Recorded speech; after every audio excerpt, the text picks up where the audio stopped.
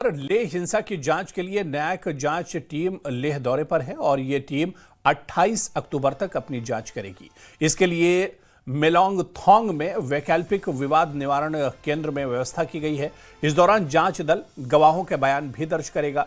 24 सितंबर को लेह में सुरक्षा बलों और प्रदर्शनकारियों के बीच हुई झड़पों में 4 लोग मारे गए थे और 90 घायल हो गए थे।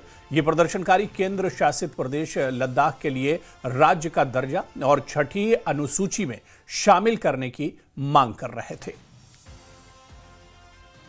आपको बता दूं, जो जुडिशियल इंक्वायरी कमेटी यहाँ बैठा है, जो लद्दाख का, जो 24 सितंबर की हिंसा के बाद वो टीम इस वक्त लद्दाख पहुँच चुका है। जो जस्टिस सुप्रीम कोर्ट के रिटायर्ड जस्टिस BH चौहान भी आज लद्दाख पहुँच चुके हैं। तो आज के दिन वो, क्योंकि इतने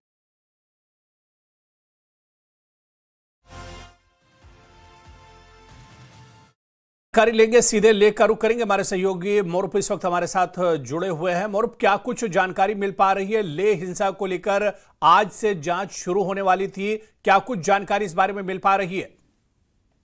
जी हुलेरा, अभी इस वक्त मैं जहां पर जो जज साहब बैठे उनकी रेजिडेंस के बाहर हूं, लेकिन अंदर से खबर आ रही कि उनको हाई एल्टीट्यूड के कारण आज उनका तबीयत ठीक नहीं है, तो इसलिए शायद आज इंक्वायरी नहीं होगा, ये लोगों का कहना है। अभी कंफर्मेशन नहीं है, हम इसलिए थोड़ा बाहर वेट कर रहे हैं। वैसे तो यहाँ लोग आना था, जिनको जो लोगों जो जज से मिलने के लिए काफी लोगों को आना था। अभी तक जो LBA की रिप्रेजेंटेटिव आना था वो भी नहीं आया, तो हम अभी इस वक्त वेट कर रहे हैं ऑफिशियल कंफर्मेशन के लिए, क्योंकि सुनने में ये आ रहा है कि एल्टीट्यूड सिकनेस के कारण उनकी तबीयत आज ठीक नहीं है, तो इंक्वायरी आज नहीं होगा। आज एक मीटिंग भी होना था, वो भी फिलहाल नहीं हो रहा है, ये जानकारी निकल के आ रहा है। जी बिल्कुल मोरुप, क्योंकि ये टीम कल ही दरअसल पहुंची थी और ये कहा जा रहा था कि आज से जांच पड़ताल जो है वो एक तरह से शुरू हो जाएगी। कमेटी कई एंगल से पूरे इस मामले की जांच करेगी, गवाहों से बातचीत होगी और इसके अलावा पूरे हालात का जायजा लेगी। लेकिन कल ही ये टीम मोरुप पहुंच चुकी है और आज अभी तक जांच शुरू नहीं हुई है। क्या कुछ वजह इसके पीछे बताई जा रही है? क्योंकि 28 तारीख तक ये कमेटी शायद यहां पर रहेगी। सही फरमाया, 28 तारीख तक ही रहेंगे, क्योंकि जो लद्दाख एकदम हाई एल्टीट्यूड पे है, तो जो टाउन से यहाँ पर आते हैं उनको थोड़ा सेहत का थोड़ा इश्यू रहता है। खासकर इस वक्त अभी विंटर शुरू होने वाला है, तो इसलिए थोड़ा उनको हमें बताया गया है कि उनकी तबीयत ठीक नहीं है, इसलिए यहाँ पर अभी कोई मिलने नहीं आया। अदरवाइज यहाँ पर इस वक्त बड़ी हलचल होने वाले थे, क्योंकि काफी लोग मिलने के भी उनसे आने वाले थे। ये हम अभी भी वेट कर रहे हैं कि कुछ अंदर से ऑफिशियल कंफर्मेशन आए, लेकिन सुनने में ये आ रहा है कि आज उनका तबीयत ठीक नहीं है, इसलिए वो मीटिंग वगैरह भी आज के लिए कैंसिल कर दिया, ये बताया जा रहा है। जी चलिए, नजर बनाए रखिए मोरुप, बहुत बहुत शुक्रिया हमारे साथ जुड़ने के लिए। दोबारा आपके साथ जुड़ेंगे और जांच इस पर आपसे बातचीत करेंगे। तो जुडिशियल कमेटी जो तफ्तीश के लिए पहुंची हुई थी, दरअसल जिस तरह से हमारे सहयोगी ने बताया कि कुछ तबीयत नासाज है, इस वजह से आज शायद अभी तक जांच शुरू नहीं हो पाई है। लेकिन हलचल अब जरूर एक तरह से बढ़ गई है। 28 तारीख तक ये कमेटी जांच पड़ताल करेगी लेह हिंसा को लेकर।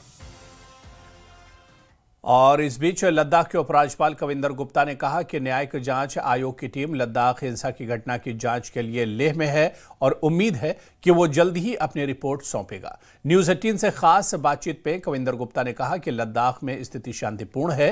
हिंसा ने कुछ समय के लिए लद्दाख की शांति को प्रभावित किया था। वो जम्मू में विलय दिवस के अवसर पर आयोजित एक समारोह में भी शामिल हुए।